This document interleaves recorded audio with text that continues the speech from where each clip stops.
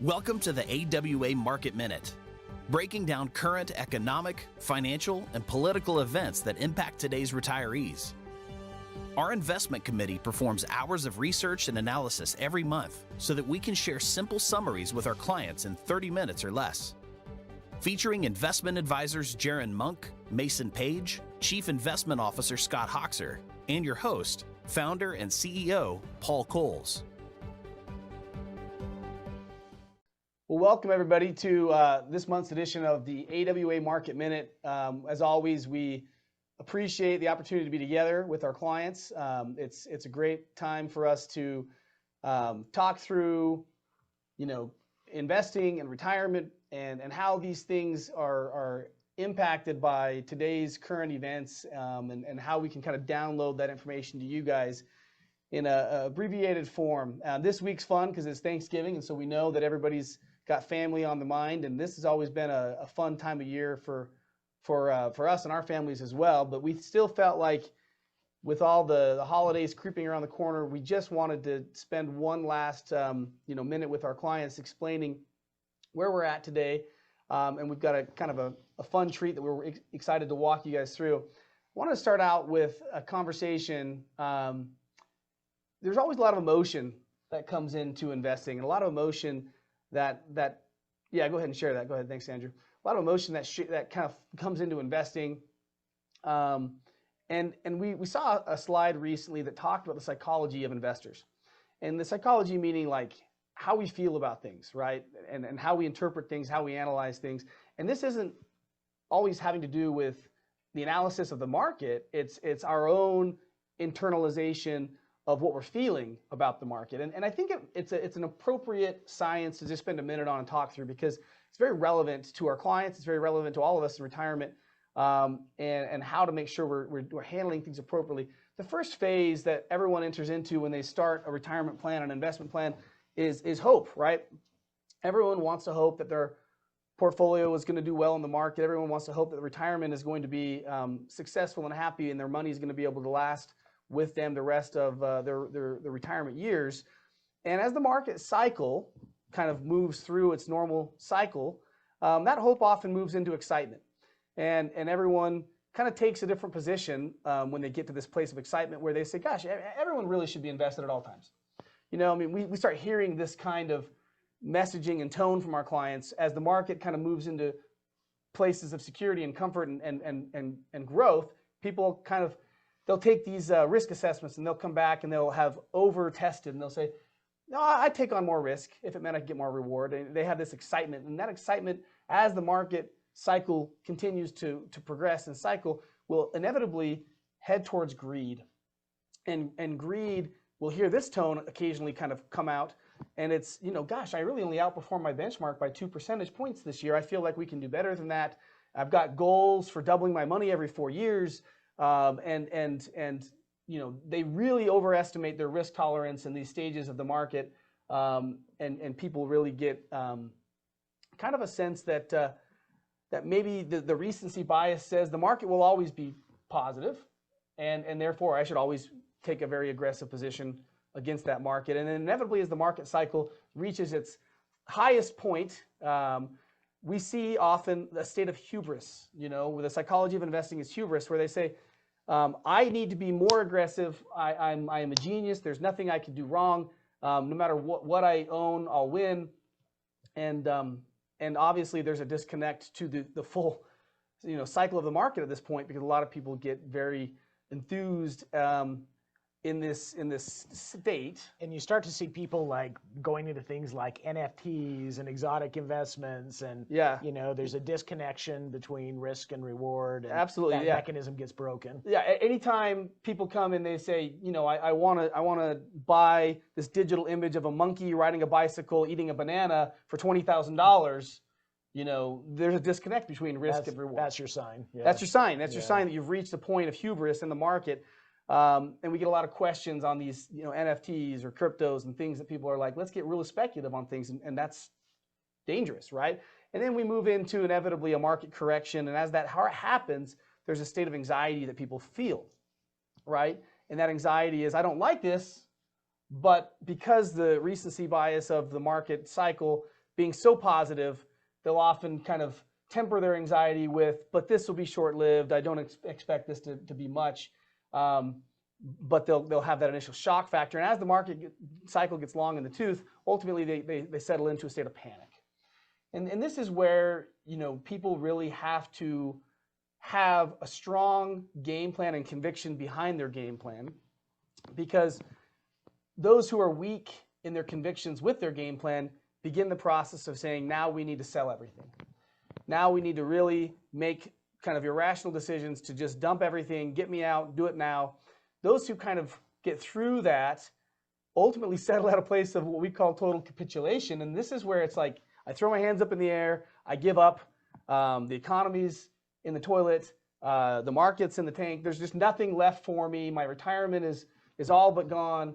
And there's like this despondency that we often see, and we have to kind of hold people's hand and say, just hang in there. This is a normal feeling today. And it's interesting because ultimately as the market cycle recycles itself and it begins to go through a state of improvement, there's this disbelief like, yeah, but this one probably won't be it. Yeah, but I mean, the recency bias once again takes over. Yeah, but I don't see things ever getting better again. And then that transitions over to hope. Well, maybe it will get better. Maybe with a little bit of luck, I'll be able to enjoy my retirement. And maybe with a little bit of luck, my money's going to do well. And then we just go through the whole cycle all over again. And it's just fascinating to watch the cycle and the psychology of investors in the market. And it's fascinating to watch this in connection with the standard performance of investment. So if I zoom out of that one little moment in the investment chart, that little square now is what you can see. And if I had just stayed invested during that period of time, over the last 6 years, the average was 13.2% on this index. And so you can see how those who had a game plan, had conviction behind their game plan, and stuck to that, and yes, they experienced and endured the emotions and psychology of investors, but they did so with enough permission to just kind of step away and not let that alter and shift them from their game plan. To them goes the spoils, right? 13.2%. And some might say, yeah, but 6 years, that's too recent. We want to zoom out even more. So that's fair. I'll zoom out even more. And here's zooming out from there. And this is 20 years. And in 20 years, the average has been 11.1%. So you can see there's a real pattern of behavior here that we need to learn. And this is why we teach our clients about smart retirement, right? Putting our distribution plan together so that we can manage investments in retirement to allow people permission to not endure terribly emotional, difficult circumstances during regular market cycles, right? So we have a spending bucket. This is where you'll live out of. You'll spend your money from this bucket. We have a protected bucket. This is going to be non-correlated to market movements, and this is just guaranteed money, and it's protected from those market conditions. And then we move into two other buckets, the defensive bucket and the growth bucket. These are in fact invested in the market, and regularly people will get these confused, the yellow and the red buckets, because they'll say to us in the yellow bucket, these are tactical managers that are working actively to decide when to get out and when to get back in of investing in the market. And they're making these decisions around market movements, and they're analyzing information that is very macro information about economies and trends and forecasting. And they're looking at all the, financials, not financials, but rather kind of the macroeconomic information, and making decisions about the timing of entry and exit points. And people will often ask us, is now a good time to get in or now a good time to get out? And we'll say, well, that's really what the defensive bucket is making decisions around, okay? Now contrast that with our growth bucket. And our growth bucket doesn't actively, tactically make decisions around getting in and getting out of the market. Now what they're looking at more is decisions around what to own in the market. And we're talking fundamental financials, balance sheets of companies, and why to own these companies, and which ones are the best ones to own, and then just to own those for the duration, and to be really heavily invested in the best companies from a balance sheet perspective and owning the best quality assets. So growth money is a very important, integral part of an overall retirement portfolio. Andrew, you can go ahead and kill this presentation. And in that vein, we want to introduce you, our clients today, to one of our most endeared portfolio managers that we work with. Scott, I'll let you introduce him. Yeah, thanks, Paul. So we are extremely fortunate today. We have Dan Davidowitz with us today, and Dan is the portfolio manager for Pull and Focus Growth. And as we have met with our clients over the years, as we've constructed portfolios, Pull and Focus Growth has been a core component of most of our client portfolios. And so super privileged to have Dan with us. We've gotten to know Dan over time, and extremely sharp, extremely well respected in the industry. Dan's a chartered financial analyst and has been at the helm of the Focused Growth Strategy, which has about $45 billion under the strategy for many years. So Dan, thanks for being with us today. Yeah, thanks, Dan.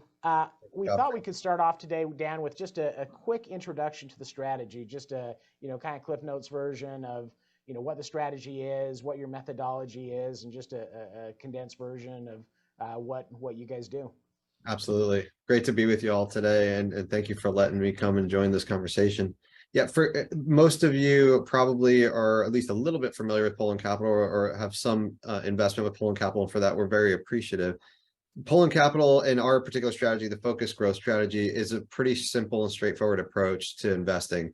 We believe that we can invest in just 20 to 25 of the most financially superior and competitively advantaged businesses in the world, and nothing less than that. So we don't want companies that have any sort of risk characteristics to them all. It doesn't mean that they're impervious to risk, but it means we take away a lot of the layers of risk. We only invest in companies that have unique competitive advantages, very strong balance sheets that are flush with cash, that have some sort of competitive advantage that keeps competitors away, and have unfettered access to growth, a lot of open-ended growth. And so we've been doing this for about 34 years now. The strategy that I help manage, I've been managing now for 15 years, but it's a 34-year-old strategy. And the way that we try to generate returns for us and our clients is to allow the portfolio to grow alongside the earnings growth of the underlying businesses. So when we own 20 or 25 great businesses, and you can think of these great businesses as companies like Google, companies like Nike, like Starbucks, like Salesforce.com. These are businesses that are dominant in particular industries, have been growing for a long periods of time. As their earnings grow, our portfolio's returns roughly track that. Not always in real time, of course, but over time they do. And so over that 34-year period that we've been investing this way, we've only owned 130 companies in total, including the 21 we own today. The earnings growth in our portfolio has been about 15% growth per annum, all the way back to 1989, and our returns almost exactly the same. So that's how we manage money on behalf of our clients. Thanks, Dan. And maybe you can define for our clients, how do you guys define growth? For something to meet the criteria of a growth strategy, how do you guys define that?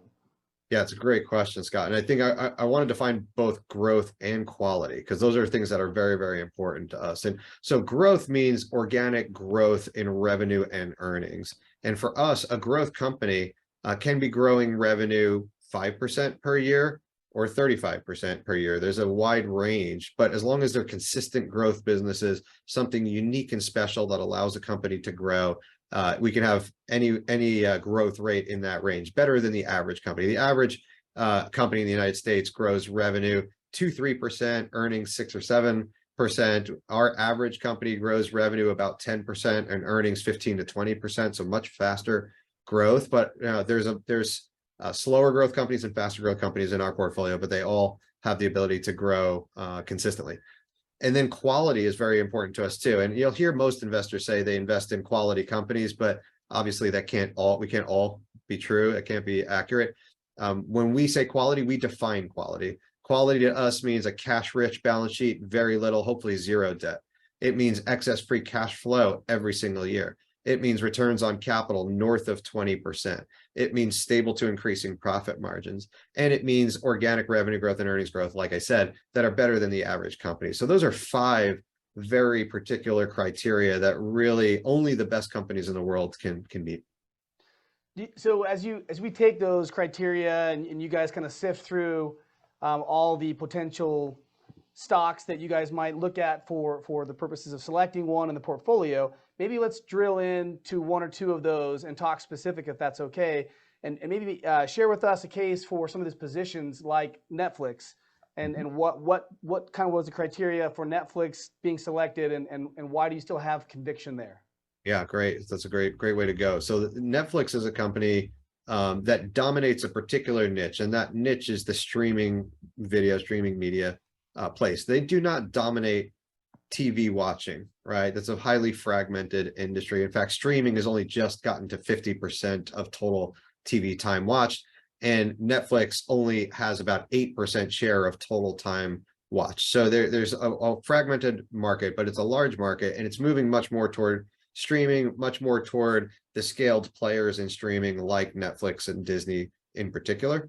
And so there's a unique capability that Netflix has by spending about $17 billion a year on creating content. They've created themselves a moat where that they have 220 million households that subscribe and pay for Netflix every month, every year. And because they have such a wide array of content, the churn rate, or the people dropping off of the service, tends to be quite low. So it has a more consistent revenue and earnings growth stream.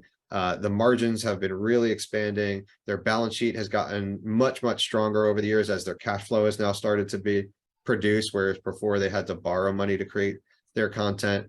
We see a lot of growth available, not just because more linear TV moving towards streaming, but also because they are gaining market share within the streaming space. They're distancing themselves from others. They've now introduced new ways of generating revenue too, like password sharing. If you've been paying attention to the news lately, you'll see that there's been about 100 million households that just borrow passwords, never pay for Netflix. You can't do that anymore. So they're going to start to monetize that. They're bringing advertising into the model right now, which will be very profitable too. So we see a very bright future for Netflix because the world is moving more towards streaming consumption of video, using Netflix really as an anchor product, and all these new monetization levels will add to profitability growth going forward. Awesome. So let's change gears here for a second, Dan. As we all know, it's been a challenging year for markets generally. You know, worst equity markets. You know, going back to the financial crisis. Worst bond market in history, you know, not hyperbole, truly the worst bond market we've ever seen. Yeah. So, you know, for growth stocks in particular, as interest rates have risen, growth stocks have taken it on the chin. Can you maybe walk us through when we might start to see things turn? What do we need to see with the real economy to create some tailwinds for growth to really start to surge again? Yeah, it's a really great question, and I think it's the question I'm getting asked most frequently by clients is, you know, what's the sign? It's possible that bell was already rung last Thursday. I mean, it's very possible. Was it 2 Thursdays ago? I was traveling, so I can't remember the day that the CPI number came out, the inflation number, and was only 7.7% inflation, which, you know, would have scared us a lot a while ago, but coming down from 8.2, 8.3 to 7.7, and our portfolio that day was up 8%. The entire portfolio was up 8%. That's the largest one-day movement in our portfolio in history in 34 years. And so that may have been the bell that was rung. I think that, I don't know if it is, but I think inflation is definitely a key part of it, right? We need to understand that inflation is coming under control. From what we're hearing from companies, it sounds very much like inflation is starting to come down in many areas, not all areas yet. And if that is truly the case, then interest rates don't have to rise much more from here. Now, I'm taking the Federal Reserve out of this for a second because the Fed will do what the Fed is going to do. I'm talking more about longer term interest rates, which are really the discounting mechanism for stocks. And you really we look at the 10-year US Treasury as being a good bellwether for long-term discounting mechanism for a risk-free rate. And so when we look at that, you know, you can see that the 10-year yield has actually come down quite a bit over the last couple of weeks, from 4.5% to 3.75 or so. So if it's possible that inflation is coming down, interest rates don't have to rise much more, that creates a pretty good environment for our type of companies. And what I mean by that is our companies that consistently grow, right? They consistently grow their earnings in good times and bad. And so even if we were to enter into a recession, right, and maybe that's what causes inflation to come down, is that we're actually entering into a recession. If that's the case, I would still expect the companies in our portfolio in aggregate to grow earnings at a strong double-digit rate, while the rest of the market may not. The S&P 500 average earnings may actually decline next year. Wouldn't be surprising if that happens. So when we get that kind of separation of special companies continuing to grow and the average company not, that likely sets up a better environment for growth companies, and specifically the type that we invest in. Just to follow up on that, just because I think our clients would appreciate hearing kind of an explanation on the mechanism for valuing, kind of growth stocks. You talked about it, but would you mind explaining, to the average investor, maybe not even like an investor mind, but like, the average retiree, why the technology stocks and growth stocks specifically are so negatively impacted by that 10-year treasury rate? I think it might be confusing to people that don't understand the mechanism for valuing growth stocks. Yeah, it's an important point because it's not an obvious answer, right? So if you think about anything that you can invest in, cash is fungible, money is fungible. You can move that money into anything that you want that can provide you a return. And so while the least risky thing would be U.S. Treasury bonds, at least that's what most of us believe. I'm sure there are some people who don't believe that, but for the most part, U.S. Treasury bonds are considered the risk-free way of making a return. And because interest rates, especially during the pandemic, went down to nearly zero, you weren't really getting any return there. And so that money would then move to another place to get return. And maybe that was in investment grade corporate bonds, or maybe it was in federal agency bonds. And maybe it started to go into cheap equity stock, cheap stocks. And then eventually it kind of moves out on a spectrum. And so there's, depending on your level of risk tolerance, you will pay more for future returns. And so when you're investing in growth companies that should be able to grow their revenue and earnings for long periods of time, typically people will pay a premium for those type of companies. And when you look at the way that they're valued, they're typically valued as the price of the stock versus the earnings per share of that stock. And it's a multiple, right? So that multiple can be, from 1 to, infinity. And for growth companies, they tend to be higher than average. So for our companies, our PE multiple right now, our price earnings multiple right now is 23. So you're paying 23 times the current earnings power for our companies. Now, our companies should be growing their earnings, so that multiple will naturally decline over time, but that's what happens. And so as interest rates start to rise, it becomes more competitive with other investments. And so what naturally happens is those riskier investments come down in their premium to that risk-free rate. And so because the interest rates have risen so far, so fast, right? We went from a year ago, the US Treasury 10-year was at 1%, and then less than a year later was at 4.5%. That's a very, very big rise. Everything else has to adjust. And so our type of companies, because they're so unique, right? They have massive competitive advantages, massively strong balance sheets, lots and lots of growth. They typically trade at premiums. We've been making this trade-off for 34 years that we're willing to pay a higher premium for better companies, much, much, much better companies. But in the short-term dynamic of a repricing of assets based on a very big adjustment in the risk-free rate, you have a massive reduction in the price multiple, the price earnings multiple that people are willing to pay. That doesn't mean that our companies got any better or worse over that period of time. It just means they're being revalued dynamically by the market.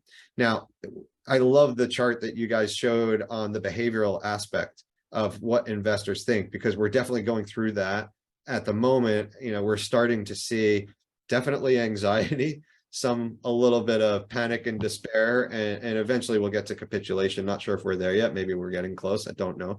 And so we're going through all those things. And what we're hearing from a lot of investors are, what's wrong with this company because the stock's down so much? What's wrong with this company because the stock's down so much? And in a lot of the cases, there isn't anything wrong with the company. It's just a repricing, and people are looking for a narrative to explain that. And it's a little bit difficult because as you guys know, we haven't been in this kind of interest rate environment since the late 1970s, early 1980s, when I was less than 10 years old at that time. And so very few of us have the experience of investing in an inflationary environment, in a rising interest rate environment. So we're all kind of looking with magnifying glasses to try to figure out what's going on. The vast majority of the story is a repricing based on inflation and interest rates. Yeah, that's beautifully said. I appreciate the further explanation on that. Maybe a follow-up on just some specific names. So there's several big tech names in the portfolio, Microsoft, Google, Adobe, Amazon. What is the outlook for big tech, both in the near term and long term? You know, from our seat, it does feel like there's pretty significant growth potential, but, you know, there's some potential regulatory headwinds and, you know, some, you know, political concerns and what have you. What's kind of your outlook, both near term and long term, Dan, for some of those bigger tech names? So I'm actually quite optimistic on well, certainly the ones that we own. Of course, I'm biased on that, but in general, there's something that's going on right now with large technology that I think people, it's so simple, people are missing it. These companies were growing, the ones you mentioned are great examples, right? So Amazon, Adobe, Google, these companies were on secular growth trajectories, usually for things they created or they improved on. They created the market for whatever it is that they do. They were growing really fast up into the start of the pandemic in 2020. And then during that early pandemic period, when we all went home, sheltered in place, worked from home, only bought things on Amazon and Netflix, everything went even better for those companies, a big boost to their business in the early COVID period. Up until at least the middle of 2021, those companies were growing even faster than what we would have expected. Now, as you know, the world is getting vaccinated, we're all starting to live with the pandemic, we're going back to doing things we couldn't do for now over a year. You're seeing those companies grow a lot slower, right? They were growing super fast. They're on very difficult comparisons with that growth. The world is reopening. They're slowing down. Amazon went from 45% growth, very large company to be growing that fast, to basically zero this year. Neither one of those is the reality of normal for Amazon. It's not a 45% grower. It's not a 0% grower. It's more of a high teens, low 20s grower. We're about to get back to normal on most of our companies. They're coming through these very difficult comparisons. They're going to start to look a lot more normal. So we're going to go back to what we think will be a growth trajectory, much like it was pre-COVID, right? These were secular growth for very good reasons. You know, e-commerce was taking share from offline commerce, digital advertising taking share from offline advertising. This is still well in motion. We're just, these COVID comparisons, these pandemic comparisons have kind of muddied the water, but the reality is underneath that are still vibrant growth engines. That's great. So as we talk about kind of the strategy over the long run, I mean, we have 34 years of measuring what the strategy's been able to do, and specifically against its benchmarks, like, you know, the Russell 1000 and the S&P 500. There's been a significant outperformance and alpha there. What are some of the kind of key underlying reasons why you feel that you've been able to kind of create that alpha over those years? Again, it's actually quite simple. It's the differential earnings growth and persistency of that earnings growth from the companies that we own, right? So I mentioned we've only owned 130 companies in 34 years. That tells you something right there, right? Our average holding period is about 6 years. We have companies like Accenture that have now been in the portfolio for 15 years, and it's their compounding, their earnings compounding year after year after year that creates this kind of valuation floor, so to speak, that drives share prices up over time. And it's really that, you know, so we invest in companies that have these, you know, super strong balance sheets, tons and tons of cash on their balance sheet. So they're never beholden to the capital markets, right? In 2008 and 2009, when all of a sudden credit froze and nobody could borrow or nobody could even issue equity at pretty, you know, terrible prices, our companies had billions and billions of dollars of cash on their balance sheet, so they could continue to invest, strengthening their businesses so that they can continue compounding year in, year out. And so because we only own businesses like that, they have these big competitive advantages, wide open growth potential, and the ability to be kind of in control of their own destiny, so to speak, because of the balance sheets. So that consistent and very durable earnings growth is what allows for the compounding that we get. And if you look at our returns versus those benchmarks that you mentioned, almost all of the difference is the differential earnings growth of our portfolio. That's really it. Yeah. Fabulous. So maybe just one, parting question for me. I don't know if you have any others, Paul, but one more, that I had, Dan. Paul and I kind of geek out on the numbers, and Poland's downside capture number is tremendous. And, just to educate our clients, downside capture is a measure of over the long run when markets are down, how a strategy compares to said benchmark. So Poland's, number, for example, is 68.71% versus the Russell 100.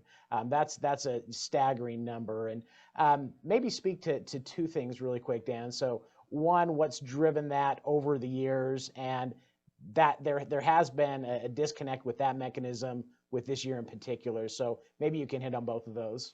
Yeah, I'll give you the short version, but it's a very long conversation. If you ever have it, if you really want to geek out on it, you can really geek out on it. So the short answer on why our downside capture has been so good in the past is because of that, again, that persistent earnings growth when things get difficult. So if you think about in our 34-year history, there were two big drawdowns that before this last one, before the one we're currently in. And so it was the tech bubble bursting at the end of the 1990s, early 2000s, and then the financial crisis, 2008, 2009.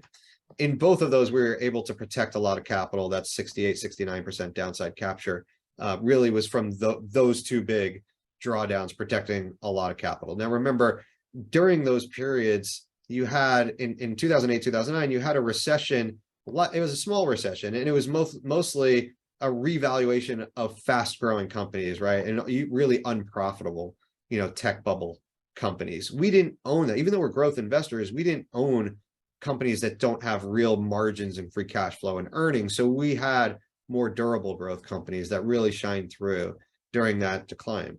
In 2007, 2008, we didn't have any financial companies or any companies with a lot of debt or anything like that. As I mentioned, they're not beholden to the capital markets. They were able to consistently grow earnings through what was actually quite a major recession that time around. So again, both of those periods, our companies continued to grow during that period of time when the rest of the world was kind of falling apart to some degree, varying degrees.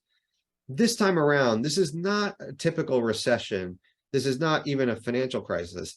This is a rate-driven, inflation and rate-driven readjustment in valuations. So that's a little bit of a different animal. So and by the way, and it's also at that same moment in time where a lot of our companies are having tough comparisons for growth because they're growing so fast in the early COVID period. So our companies are growing slower than they typically would, and the valuations are being readjusted at the same time. It's caused kind of a dual impact, a really double whammy to our portfolio on the downside. So this is a different kind of scenario. And one, honestly, I will tell you, I didn't anticipate it working this way. I would have thought we still would have been able to protect capital, even if we had a decline in the PE multiples of our companies. I would have thought they would have still done better than they have.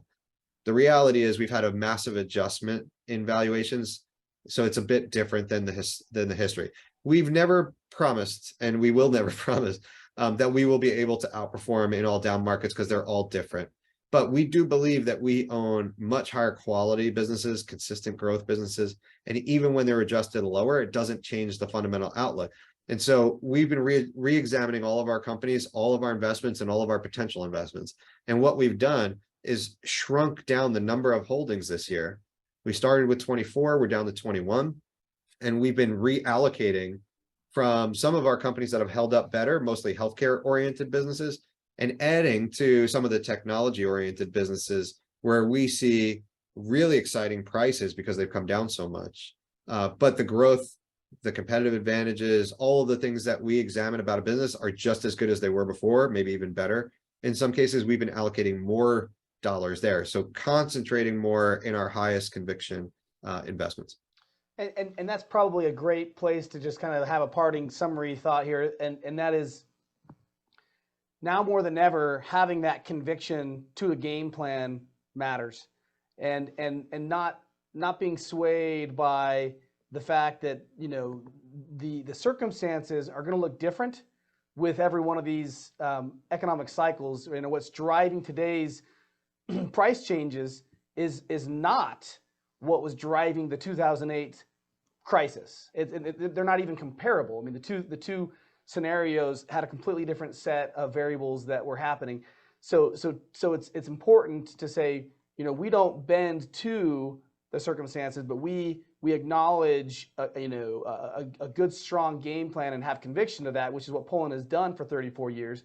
And in spite of all the different variables that have taken place and all the different financial cycles and economic cycles that they've endured, they've created a significant outperformance and an alpha against their benchmarks, and done so with fantastic risk-adjusted performance. So you know, we just want to say thanks to you for being a partner with our team and our firm and letting our clients participate in this strategy. And one more parting thought to the clients. This kind of, when we talk about smart retirement, you know, and specifically Poland falls into this, what we call our red bucket category, it really does give you permission to emotionally separate yourself from the psychology of those investments, right? Knowing that that red money is designed to be there for the long-term growth of that portion of the portfolio. It's not intended to outguess the market and what the market's going to do tomorrow. That's not what Dan and his team are trying to do. They're not out there saying, hey, we're going to outguess the market today and put ourselves in a position of cash. They're saying, hey, we've got a long-term conviction and a strategy that's going to see this thing through for the next 34 years. So we appreciate you, Dan. And maybe one final parting thought before we let everybody go, just because I failed in the beginning of our market minute to leave a disclosure out there. The information that we discussed today, guys, is very much designed to be for a broad audience and general in nature. We're not speaking specifically to anybody on this call about their investments. So we want to make sure everybody understands this is designed more for entertainment purposes and educational purposes. And to the extent that anybody on the call wants to speak specifically about their strategy inside of their investments, we need to reach out and connect one-on-one on those things. So does that cover it on the back end? All the bases have been covered. All right, very good. Well, Dan, we appreciate you taking a minute to be with us today, and we wish you and your family a happy Thanksgiving. Thank you, gentlemen. And it's happy Thanksgiving to you and to everybody on the call. I really appreciate it. Thank you. Wonderful. Thanks, Dan. Thanks, Dan. Thanks, everybody.